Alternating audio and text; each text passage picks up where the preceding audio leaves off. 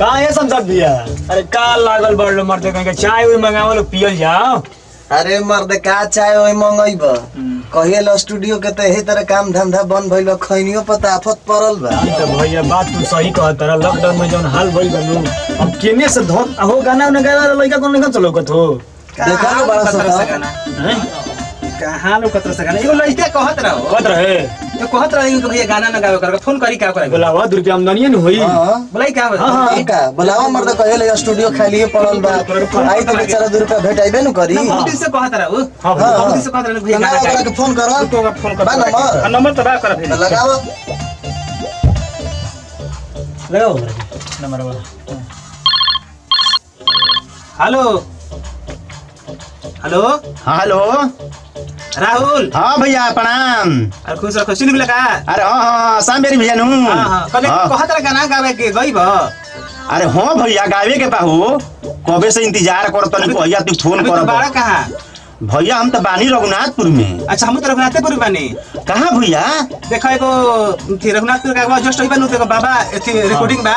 Rice mill के बगल में आई पश्चिम साइड में पड़ी हमें तू आओ हम ये बैठल बानी कभी ये बने। अच्छा अच्छा बाबा स्टूडियो। हां बाबा स्टूडियो में। अच्छा राइस मिल के बगलवा में बा। अच्छा रुको रुको रुको रुको भैया हम आवत तनी भैया। ठीक बा भैया ठीक ठीक ठीक भैया आवत तनी। प्रणाम भैया खुश रहो आवत हां लो समझा दिया काम हो गइल। अब तो चाय मंगाई बनू। हां मोला फंस नहीं तो चाय का एकदम खबर मलाई मंगा दिए धरती से उठ के आसमान में जाला ठीक नो एक बार बीच से ठीक नो आज चाय पी के पानी चाय के व्यवस्था हो गइल। बुलाओ ओकरा के लड़का भी मेहनत नहीं लड़का हां आवत दादा के कलस है कलस चल ठीक है ठीक ठीक फोनवा से बतिया ले लोग का कहत रे वहां पे। हां ठीक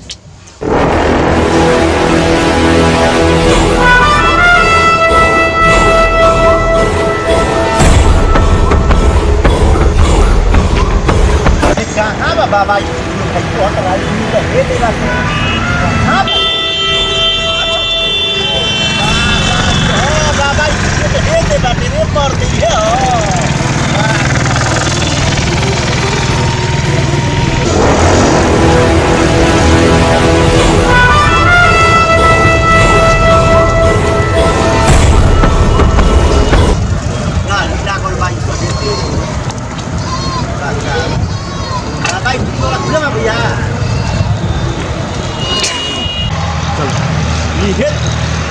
ये तो हवा बुझाता बाबा। हाँ बाबा स्टूडियो क्या है दे बाबा स्टूडियो ये जो का खुलल बाटे गेटवा ओहो गेटवे में का तो गेटवा खुलल बा तो बाबा स्टूडियो ये तो रुको तनी बाबा ऑडियो रिकॉर्डिंग स्टूडियो हम देख ली तनी कोही वाला झाड़ झूल ली गाय के बरा तक दम पूरा हम गाना क्या दिन बरा पहुंच मोबाइल से बात तो भाई या स्वास्थ्य से हिंदी की बात ये तो फोन कोइले बनन तुम देखी तो जा तुम देखो तनी गाय में बड़ा बहुत पड़ी चाट पे गाय में एकदम चढ़ के सब कोई जूता उटा खोले हम खोल देता नहीं जे आ तनी देखो तनी ले भैया हाय भैया अरे हां मानी वाह वाह वाह तोरे इंतजार होता बैठ बैठ बैठ बैठ ये बेसन हां ये ब्याह चलानी बहुत ज्यादा। अरे मर्दे आके बैठ गिला तनी डंड प्रणाम गोड़ लाग। प्रणाम भैया खुश रह प्रणाम भैया ये कहां संसद दिया। अरे भाई बैठ बेहस जी तो एकदम पूरा फिट फाट लगा तनी। प्रणाम कवि जी प्रणाम प्रणाम बैठ बैठ बैठ बैठ कैसे कैसे भाग से हमनियों के जे बन जात हूं रोज कहते रहला आरा के बोलाइए ले नहीं हमनी के भैया बताई हमारी बानी जाइन भैया हम भाई बनू वही से गावे पहले गौले होले बाड़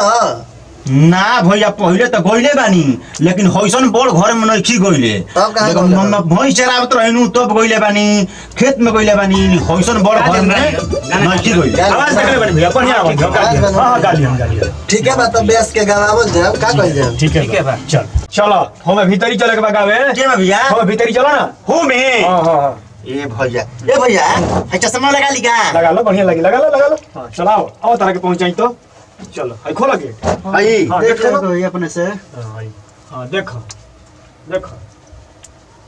देखो यही में भैया गावे के बा हां यही हई कान में लगावे के बा ऐसे देखो कैसे ऐसे हई लेके ऐसे हई कान में ऐसे लगा के आ एकरा में हई गावे के बा हे दिन में करके ले लू यही में गावे के बा हां लो धरो धरो हंसने लगी भैया हां हां हां टोपी लगा हां लगा लो हां चल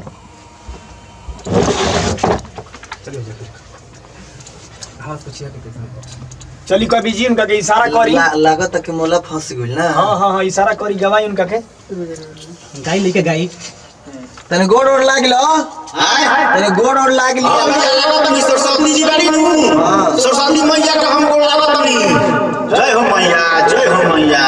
हमारा के व्यास बना दी माई गवाई कौन कवि जी कौन गाना गवाई माइकवा चाहिए। हाँ माइकवा दी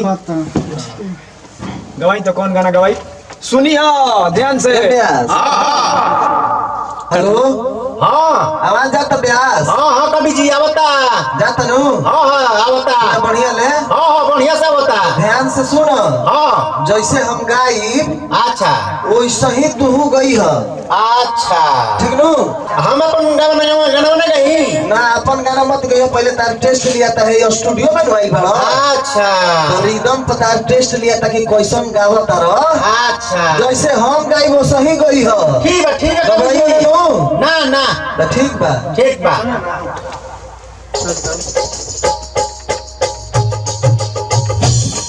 तो जब जब मुझको पुकारे मैं दौड़े आई नदी के किनारे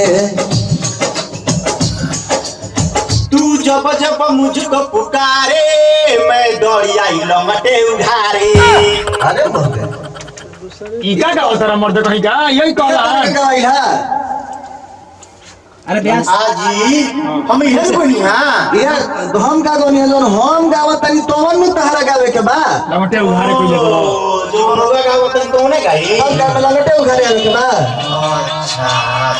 ध्यान से सुनी हो फिर से अच्छा जानते हैं कवि जी हां अरे ई गाना में जानते हैं ई गाना में ढेर हमारा बाउर बुझाता गावे में लागता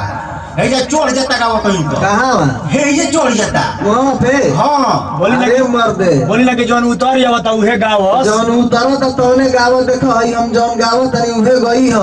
फिर से करा के रिपीट करो तो देखो गा देबो तो आवाज बढ़िया बा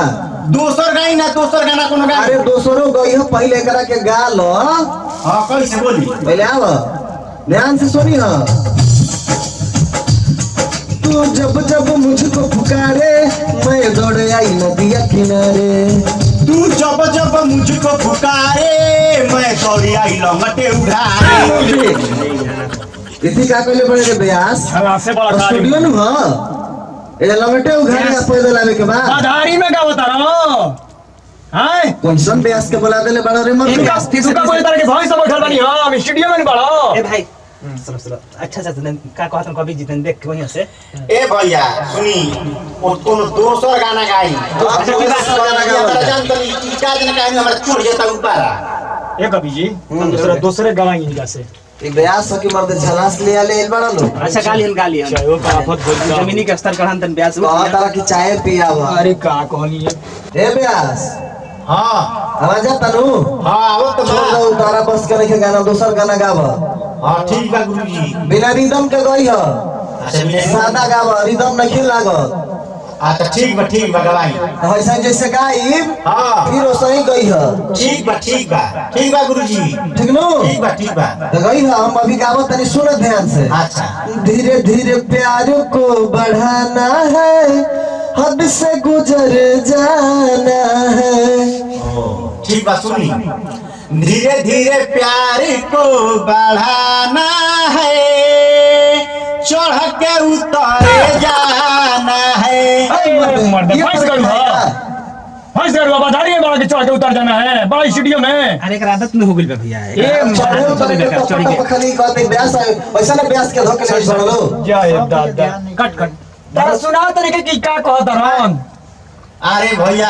सुनी ना कवि जी हमारा के कोनो भोजपुरी गवाई महाराज जी का जाने कौन कौन हिंदी गाना गावा तनी हमरा बुझाते नहीं के का कहतनी अच्छा ठीक है हिंदी गाना नहीं कब गौले ना हम हिंदी गाना थोड़े कोई भोजपुरी गाना कोई ले बानी होली गवाई तो सर होली होली गौले बड़ा हां होली गवाई ना चढ़ के गा दे तनी अभी पर होली गई है तो गवाई अरे खेसारिया वाला चाहला ये सारी बोल चाहले हां गवाई तनी बढ़िया भाई हो गाना गई हो होली वाला सुनो हां हम जैसे गाए फिर उसने कहे ना कि फिर इहो बदल दिया ना ना ये गाय हम हाथ जोड़ ले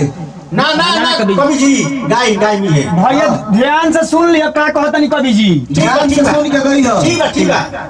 ठीक नो हां अरे ब्यास हां आवाज आता नु हां कवि जी आवता तो ठीक है बालो आप तो भाई होली वाला गाना गावा तो मैं देखी राला से गावा था कि ना ए तो चढ़ के गा दे भोजपुरी हनु हां भोजपुरी है ठीक बा गुरुजी चलो ठीक है सुनो भाई अरे ओई बजे दारू चढ़ा के अरे राती का मुंह महका के हम सुख जाइबो पाछल पाछा सटा के सुनो मारो हां तो सुनले बनी त गा दे चढ़ के एकदम ये गाओ अरे ओई बजे दारू चढ़ा के अरे राती का मुंह महका के हम सुती जाई हो पाछा से काछा हटा के अरे बाप अरे मैं भेज दो ही भागो गाओ गाओ ऐसे प्यार से बुलावा कर लो ये गावे उतर के तो पाछा से काछा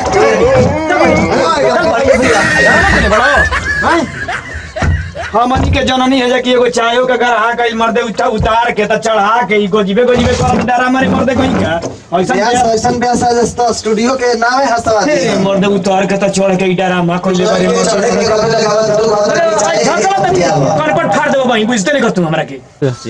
नमस्कार सलाम भैया ई हमनी के चैनल राहुल रिजवान रउरा सभे एकरा पर आशीर्वाद दीही हमनी के आगे बढ़ाई अगर आशीर्वाद दे तो हमनी के खूब बढ़िया बढ़िया वीडियो एकरा पर डालत रह जा कहे के मतलब है कि अभी नया नया हमनी के बन जा बाबा परमेश्वर नाथ के धरती से हमनी के वीडियो बनावे चालू कइले बनी जा और रउरा सभे एकरा के आशीर्वाद दीही आगे मुहे बढ़ाई अपन छोट बेटा छोट भाई समझ के रउरा सभे एकदम दिल से आशीर्वाद दी हमनी के आगे बढ़ाई खूब शेयर करी आ सब्सक्राइब करी भैया और बेल आइकन दबाई ना भूलम धन्यवाद प्रणाम।